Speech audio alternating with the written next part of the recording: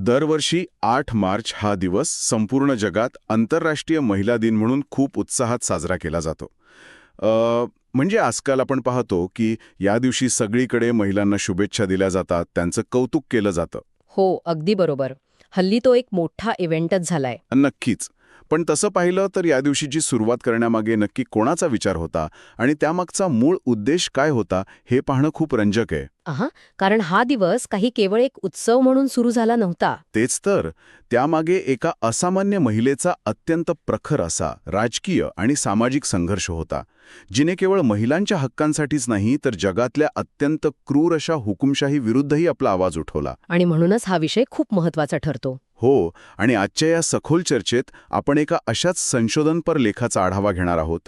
Doctor Rahul Kharat यांचा Clara Zetkin यांचे महिलांच्या हक्कांसाठी योगदान आणि नाझीवादाविरुद्धचा त्यांचा संघर्ष, हा तो लेख आहे. क्लारा झेटकिन यांचा हा सगळा प्रवास समजून घेणं म्हणजे एका अर्थाने तो संपूर्ण कालखंड आणि त्याचा इतिहास समजून घेण्यासारखा आहे. डॉक्टर खरात यांच्या या संशोधनातून एक गोष्ट स्पष्ट होते की क्लारा यांचा केवळ महिला दिनामागचा विचारच नाही, तर लोकशाही आणि मानवी हक्कांच्या रक्षणासाठी त्यांनी दिलेला लढा हा खऱ्या अर्थाने अभ्यासण्यासारखा आहे. अगदी बरोबर. एखाद्या व्यक्तीची वैचारिक स्पष्टता आणि तिचं संघटन कौशल्य संपूर्ण जगाच्या इतिहासाला कशी कलाटणी देऊ शकतं हे यातून दिसतं. विशेषतः जेव्हा आपण त्यांच्या नाझीवादाविरुद्धच्या संघर्षाचा अभ्यास करतो तेव्हा त्यांच्या दूरदृष्टीची आपल्याला खऱ्या अर्थाने कल्पना येते. आणि म्हणूनच हा विषय अधिक जवळून समजून घेणं गरजेचं वाटतं. चला तर मग यावर सविस्तर चर्चा करूया. क्लारा झेटकिन यांच्या सुरुवातीच्या जीवनाकडे पाहिल्यास लक्षात येतं की त्यांचा जन्म 5 जुलै 1857 रोजी जर्मनीतील सॅक्सिन या भागात झाला. हो, आणि त्यांच्या जडणघडणीत त्यांच्या कुटुंबाचा मोठा वाटा होता. नक्कीच. त्यांच्या आई एक शिक्षिका होत्या आणि महिलांच्या शिक्षणाचा त्या मोठ्या पुरस्कर्त्या होत्या. 19व्या शतकाच्या मध्यात एका महिलेने शिक्षिका असणं आणि मुलींच्या शिक्षणासाठी आग्रही असणं ही काही साधारण गोष्ट नव्हती. खरे, तो काळच तसा होता. म्हणजे ह्या अशा कौटुंबिक पार्श्वभूमीमुळे क्लारा यांच्या मनात अगदी लहानपणापासूनच समानतेचं बीज रोवलं गेलं असावं.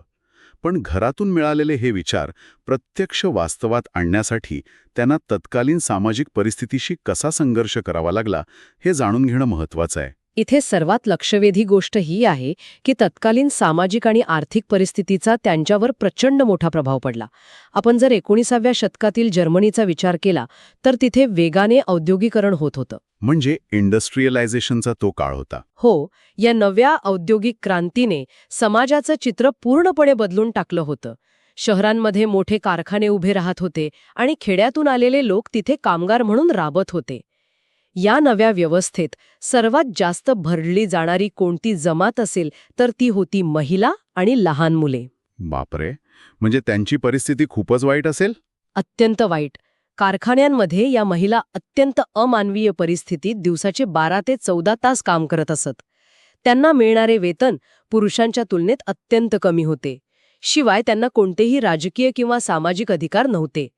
कामाच्या ठिकाणी सुरक्षिता नावाचा प्रकारच अस्तित्वात नव्हता. म्हणजे एका बाजूला वेगाने होणारा विकास आणि दुसऱ्या बाजूला त्या विकासाचा पाया असणाऱ्या कामगारांचं होणारं अमानुष शोषण. अगदी तेच. अशा परिस्थितीत केवळ उपजीविकेसाठी महिलांना किती भयंकर गोष्टींना सामोरे जावे लागत असेल याची आपण फक्त कल्पना करू शकतो. याच भीषण सामाजिक विषमतेमुळे क्लारा यांना स्वस्थ बसू दिलं नाही. हो, कारण समाजातील हा अन्याय पाहून कंदप्प बसू शकल्या नाहीत. त्यांनी समाजातील हा अन्याय पाहिला आणि social democratic party of Germany म्हणजेच SPD मध्ये प्रवेश केला. त्यांनी हे ओळखले होते की महिलांच्या मुक्तीचा प्रश्न हा कामगारांचा आणि समाजातील व्यापक सामाजिक न्यायाच्या संघर्षापासून वेगळा करता येणार नाही. इथे SPD या पक्षाची तत्कालीन भूमिका समजून घेणं पण गरजेचं आहे. तो काळ असा होता जेव्हा समाजवादी विचार युरोपात मूळ धरत होते. कामगारांनी संघटित होऊन आपल्या हक्कांसाठी लढलं पाहिजे हा विचार जोर धरत होता. पण क्लारा झेटकिन यांच्यासमोर एक वेगळंच आव्हान होतं, नाही का? हो, नक्कीच. त्या काळात अनेक समाजवादी नेत्यांनाही असं वाटत होतं की महिलांचा प्रश्न हा दुय्यम आहे आणि आधी फक्त कामगारांचे म्हणजे पर्यायाने पुरुष कामगारांचे प्रश्न सोडवले पाहिजेत. पण क्लारा यांनी या विचारसरणीला थेट विरोध केला. म्हणजे त्यांनी स्वतःच्याच पक्षात संघर्ष केला. हो, त्यांनी पक्षात आणि समाजासमोर हे ठामपणे मांडले की जोपर्यंत महिलांचे आर्थिक आणि राजकीय शोषण थांबत नाही तोपर्यंत कोणताही समाज खऱ्या अर्थाने मुक्त होऊ शकत नाही. केवळ व्यवस्थेबाहेर राहून टीका करण्यापेक्षा राजकीय व्यवस्थेचा भाग होऊन संघटनात्मक बांधणी करणं किती आवश्यक असते हे त्यांनी ओळखले होते. स्वतःच्याच पक्षात आपल्या विचारांसाठी असं संघर्ष करणं हे नक्कीच सोपं नसेल आणि या संघटन प्रक्रियेत आपले विचार तळागाळातील महिलांपर्यंत पोचवण्यासाठी त्यांनी जे माध्यम निवडलं ते खरोखरच प्रभावी होते. हो, त्यांनी पत्रकारितेचा मार्ग निवडला. अगदी बरोबर. पत्रकारितेच्या माध्यमातून त्यांनी एक मोठी चळवळ उभी केली. क्लारा यांनी डायग्लायकाइट म्हणजेच समानता या समाजवादी महिला मासिकाच्या मुख्य संपादक म्हणून काम पाहिले. तब्बल 2 दशकांहून अधिक काळ म्हणजे 25 वर्षे त्यांनी हे मासिक चालवले. हे खूप मोठं अचीवमेंट आहे. हो ना. इंटरनेट किंवा कोणत्याही जलद संवादाच्या साधनांअभावी त्या काळात एक मासिक चालवणं आणि त्यातून हजारो महिलांना एकत्र जोडणं ही एक प्रचंड मोठी कामगिरी होती. तून पाहिलं तर या मासिकाचं स्वरूप केवळ काही बातम्या किंवा लेख छापण्यापुरते मर्यादित नव्हते. डायग्लायकाइट हे त्या काळातील महिलांसाठी एक वैचारिक हत्यार होतं. म्हणजे त्यांनी यातून नेमके कोणते विचार मांडले?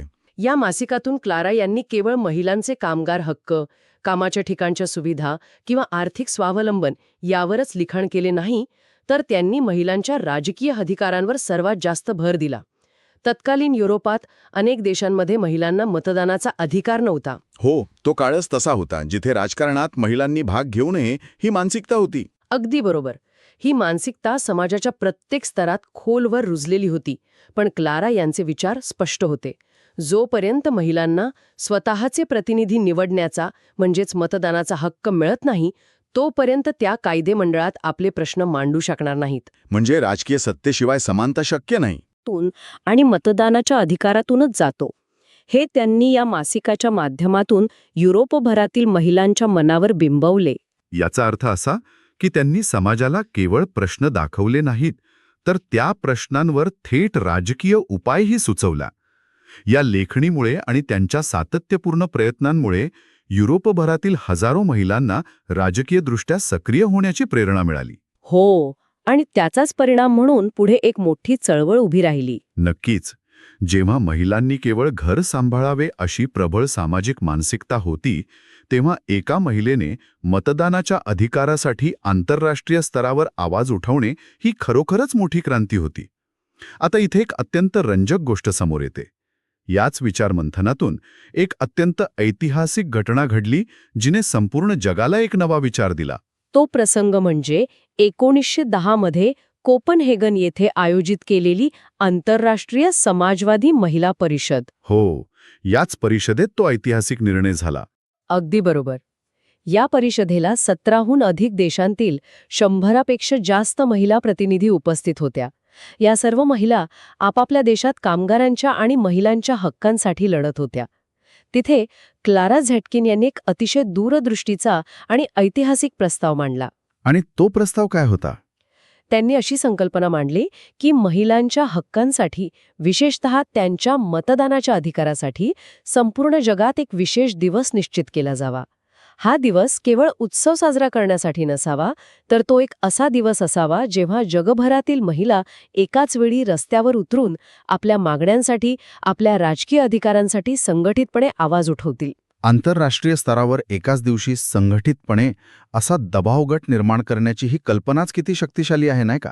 हो, आणि ती यशस्वी सुद्धा झाली. हो, कारण सर्वात महत्त्वाची गोष्ट म्हणजे तिथे उपस्थित असलेल्या सर्व देशांच्या प्रतिनिधींनी हा प्रस्ताव एकमताने स्वीकारला. 1911 मध्ये पहिल्यांदा आंतरराष्ट्रीय महिला दिन साजरा करण्यात आला, ज्यामध्ये लाखो महिलांनी आणि पुरुषांनी युरोपभर मोर्चे काढले. आणि आज आपण जो 8 मार्च साजरा करतो त्यामागे कोपनहेगनच्या परिषदेतील हाच विचार आहे. नक्कीच. एका व्यक्तीचा विचार कसा एका जागतिक चळवळीत रूपांतरित होऊ शकतो आणि तो शतकानुशतके कसा टिकून राहू शकतो याचं हे जगातील एक अत्यंत दुर्मिळ उदाहरण आहे. पण इथेच क्लारा झेटकिन यांचा लढा संपत नाही. किंबहुना त्यांच्या आयुष्यातील सर्वात मोठा आणि भयानक संघर्ष यानंतरच सुरू होणार होता. हो, कारण युरोपचं राजकारण तेव्हा खूप वेगाने बदलत होतं. अगदी बरोबर. 1910 आणि 1920च्या दशकात महिलांनी जे काही थोडेफार अधिकार मिळवले होते ते सर्व लवकरच धोक्यात येणार होते. 20व्या शतकाच्या सुरुवातीला, विशेषतः पहिल्या महायुद्धानंतर युरोपात प्रचंड राजकीय आणि आर्थिक उलथापालथ झाली. आणि याच अस्थिरतेतून फॅसिझम आणि नाझीवादाचा उदय होऊ लागला. हो, जर्मनीमध्ये जेव्हा ॲडॉल्फ हिटलर आणि त्याचा नाझी पक्ष लोकप्रिय होऊ लागला, तेव्हा अनेक राजकीय विश्लेषकांना आणि नेत्यांना त्यामागील खरा धोका समजला नव्हता. काहींना वाटले की ही केवळ एक राजकीय लाट आहे जी ओसरून जाईल. पण क्लारा यांनी हा धोका ओळखला होता. हो, त्यांनी या विचारसरणीचा मूळ गाभा आणि त्यातील धोका अत्यंत अचूकपणे ओळखला होता. डॉक्टर खरात यांच्या लेखानुसार नाझी विचारसरणी ही लोकशाही आणि समानतेच्या अगदी विरुद्ध होती. नाझी पक्षाच्या धोरणांमध्ये समाजातील अनेक घटकांना दुय्यम स्थान दिले गेले होते आणि त्यात महिलांचाही समावेश होता. या धोरणांमागे नेमकी कोणती भूमिका होती ज्यामुळे क्लारा झेटकिन यांच्यासारख्या समतावादी नेत्याला हा सर्वात मोठा धोका वाटला? यामुळे एक अत्यंत महत्त्वाचा प्रश्न निर्माण होतो. मूळ साहित्यात या नाझी विचारसरणीचे जे विश्लेषण दिले आहे त्यानुसार नाझीवाद हा वांशिक श्रेष्ठत्व आणि हुकुमशाहीवर आधारित होता.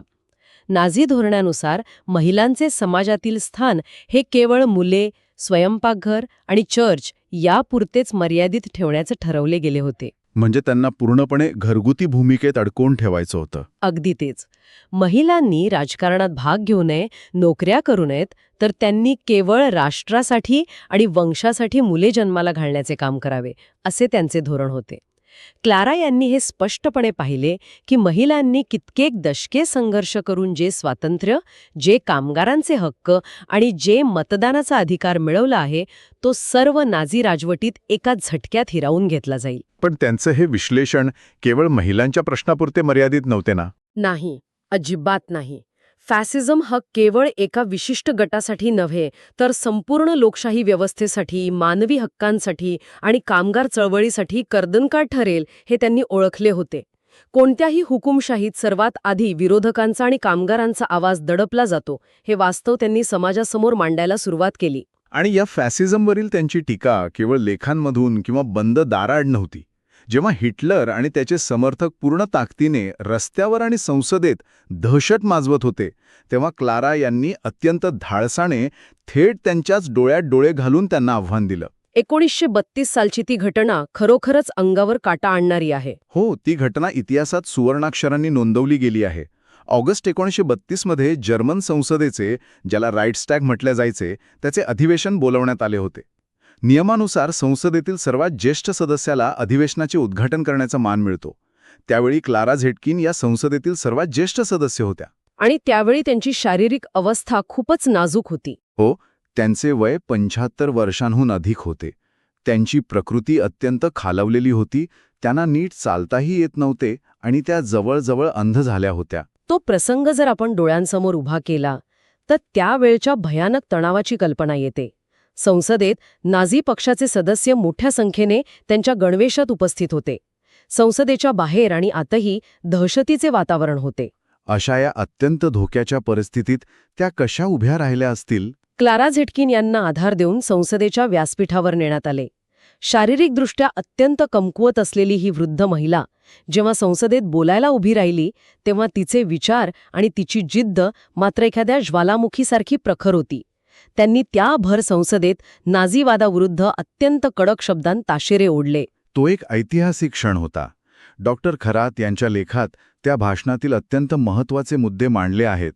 त्यांनी फॅसिझमला हिंसा, दडपशाही आणि हुकुमशाहीचे प्रतीक मानले. आणि त्यांनी स्पष्ट केले की हा लढा केवळ राजकीय सत्तेचा नाहीये. हो, हा मानवी स्वातंत्र्याला टिकावून ठेवण्याचा लढा आहे. त्यांनी जर्मनीतील सर्व लोकशाहीवादी, कामगार आणि समाजवादी शक्तींना अत्यंत कळकळीचं आवाहन केले. त्यांनी सांगितले की जर आपण आज आपले छोटे छोटे मतभेद विसरून या नाझीवादाविरुद्ध एकत्र आलो नाही, तर उद्या ही हुकुमशाही आपल्याला संपवून टाकेल. कामगार आणि महिलांनी इतकी वर्ष रक्ताचे पाणी करून जे हक्क मिळवले आहेत, ते सर्व हे फॅसिझम उद्ध्वस्त करेल. हिटलर सत्तेत येण्यापूर्वी संसदेत झालेले हे सर्वात धाडसी आणि स्पष्ट भाषण होते. एक प्रकारे तो केवळ इशारा नव्हता, तर ती भविष्यात घडणाऱ्या भीषण संकटाची पूर्वकल्पनाच होती. हो, एकीकडे हिंसेच्या जोरावर सत्ता काबीज करण्यासाठी उभा असलेला नाझी पक्ष आणि दुसरीकडे केवळ आपल्या विचारांच्या आणि नैतिकतेच्या बळावर त्यांना थेट आव्हान देणारी एक वृद्ध महिला. हे धैर्य खरोखर अफाट आहे. पण दुर्दैवाने इतिहासाची पाने कधीकधी अत्यंत क्रूर असतात. क्लारा यांनी दिलेला तो इशारा नंतरच्या काळात किती भयंकर आणि अचूक ठरला हे सर्व जगाने पाहिले. 1933च्या सुरुवातीलाच नाझी पक्षाने जर्मनीत सत्ता मिळवली आणि त्यानंतर जे दडपणशाहीचं सत्र सुरू झाले त्याने संपूर्ण जगाला हादरवून सोडले. सर्व विरोधी पक्षांवर बंदी घालण्यात आली, कामगार संघटना मोडून काढण्यात आल्या आणि मानवी हक्कांची अक्षरशः पायमल्ली सुरू झालीय. आणि साहजिकच क्लारा झेटकिन यांसारख्या प्रखर लोकशाहीवादी नेत्यांना या नवीन राजवटीत जर्मनीमध्ये राहणे अशक्य झाले. ज्या देशाच्या संसदेत त्यांनी लोकशाहीचे धडे दिले तोच देश त्यांना सोडावा लागला. क्लारा यांना सोव्हिएत युनियनमध्ये एक निर्वासित म्हणून आश्रय घ्यावा लागला. आणि तिथेच काही महिन्यांनंतर 20 जून 1933 रोजी त्यांचे निधन झाले. त्यांच्या आयुष्याचा शेवट जरी एका निर्वासितासारखा झाला असला तरी त्यांचे विचार मात्र कधीच निर्वासित झाले नाहीत. त्यांनी नाझीवादाचा अंत स्वतःच्या डोळ्यांनी पाहिला नाही, पण त्यांनी हुकुमशाहीच्या विरोधात उभे राहण्याचा जो धडा जगाला दिला तो कायमचा इतिहासात कोरला गेला. आज जेव्हा आपण या सर्व माहितीचा आढावा घेतो तेव्हा डॉक्टर राहुल खरात यांच्या या संशोधनाचे महत्त्व अधिक प्रकर्षाने जाणवते. कारण बहुतांश वेळा आपण पाहतो की क्लारा झेटकिन यांचे नाव केवळ आंतरराष्ट्रीय महिला दिनाच्या निर्मितीपुरतेच मर्यादित ठेवले जाते. पण त्यांचा वारसा त्याहून कितीतरी पटीने अधिक व्यापक आहे. नक्कीच. त्यांनी कामगारांच्या हक्कांसाठी, आर्थिक समानतेसाठी, महिलांच्या मतदानाच्या अधिकारासाठी आणि सर्वात महत्त्वाचे म्हणजे लोकशाही मूल्यांच्या रक्षणासाठी आपले संपूर्ण आयुष्य वेचले. कोणत्याही हुकुमशाही प्रवृत्तीला वेळीच ओळखून त्याला संघटितपणे विरोध करणे किती आवश्यक असते हे त्यांचे जीवन आपल्याला शिकवते. अन्याय पाहिल्यानंतर गप्प बसण्यापेक्षा व्यवस्थेला प्रश्न विचारण्याची ताकद त्यांनी आपल्या कार्यातून दाखवून दिली. तर मग या सगळ्याचा अर्थ काय होतो? आपण या सखोल चर्चेतून एक अतिशय महत्त्वाचा बोध घेऊ शकतो. जेव्हा दरवर्षी 8 मार्चला आंतरराष्ट्रीय महिला दिन साजरा केला जाईल तेव्हा तो केवळ फुलांच्या गुच्छांपुरता किंवा शुभेच्छांपुरता मर्यादित राहू नये. हो, तो केवळ एक इव्हेंट नसावा. अगदी. तो दिवस क्लारा झेटकिन यांनी पाहिलेल्या एका समान, न्याय्य आणि हुकुमशाहीमुक्त जगाचा स्वप्नाचा सन्मान असावा. न्यायासाठीच्या लढ्याला नेहमीच धैर्याची, तळागाळातील एकजुटीची आणि मानवी मूल्यांवरील दृढ विश्वासाची आवश्यकता असते, हीच आठवण हा दिवस करून देतो. आता या माहितीपूर्ण चर्चेच्या शेवटी ऐकणाऱ्यांसाठी एका अत्यंत महत्त्वाच्या प्रश्नावर विचार करूया. तो कोणता? क्लारा झेटकिन यांनी 1932 मध्ये संसदेत उभे राहून केवळ आपल्या शब्दांच्या ताकदीवर एका भयंकर हुकुमशाहीला आव्हान दिलं होतं. आणि त्याही आधी 1910 मध्ये कोणतीही आधुनिक संवादाची साधनं नसताना त्यांनी जगभरातील महिलांना एकाच दिवशी संघटित करण्याची किमया साधली होती. आजच्या या माहितीच्या आणि तंत्रज्ञानाच्या युगात आपल्याकडे इंटरनेट, सोशल मीडिया आणि संवादाची अत्यंत प्रगत साधने आहेत. पण तरीही जेव्हा जगभरात अनेक प्रकारच्या आर्थिक विषमता आणि दडपशाही आजही पाहायला मिळतात, तेव्हा या सर्व आधुनिक साधनांचा वापर करून आपण क्लारा झेटकिन यांच्यासारखीच वैचारिक क्रांती आणि जागतिक एकजूट कशी निर्माण करू शकतो? आपण हातातील तंत्रज्ञानाचा वापर केवळ माहिती मिळवण्यासाठी करत आहोत की समाजातील असमानता दूर करण्यासाठी? यावर नक्की विचार करा. याच एका प्रश्नासोबत आजची ही सखोल चर्चा आपण इथेच थांबूया.